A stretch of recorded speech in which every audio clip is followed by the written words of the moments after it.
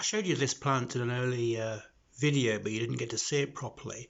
I would say this is one of really my all-time favourite plants because of it's unusual in so many different ways. First of all, this plant I've had probably for about 8 years, and it's absolutely tiny indeed.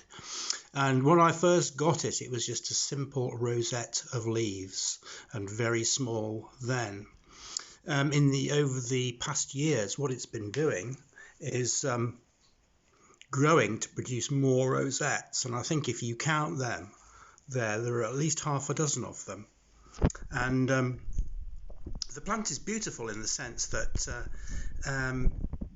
it produces flowers that are quite large in comparison to the size of the body of the plant, and it has produced its best flowers ever this year, in the sense that the flower stalks and the calyxes around the flowers are a nice bright red, and the flowers themselves are a very, very deep purple with yellow anthers and lime green stamens. It really is a beautiful thing. It's really quite delicate, and some books say that this plant isn't easy to grow indoors. I must admit, I've always found it really easy to grow. I've never had any problems with it, as long as you know how to treat it properly.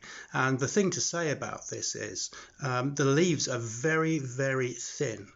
The roots are like wires. I don't think you can see them from here because they're around the other side of the plant. I'll try and move it so you can see the roots. There's one there, you see. They're absolutely like wires, and they have no advantage to the plant at all as far as its nutrition is concerned. They're only what you'd call hold-fast roots. And this plant has never tried to hold fast onto anything that I've put it on. It just sits there in the light. As I say, well, I said earlier in an earlier video, you need to soak these plants in water for about 6 or 7 hours once a week. That's the only way that you can guarantee that you can keep them alive and keep them hydrated. Spraying them, misting them won't do any good. So this plant has been soaked once a week for about 8 years, and you can see the product of it. It's grown, it's still tiny, but there again it is in the wild, but it's doing really well.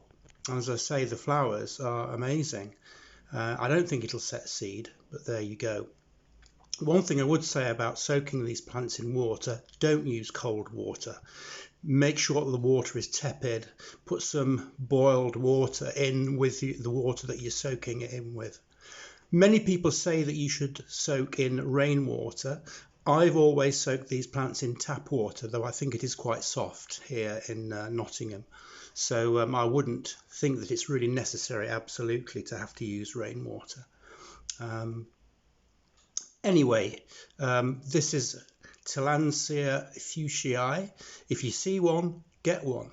But remember, lots of sun and soaking once a week if you want to keep it growing and looking good. Okay,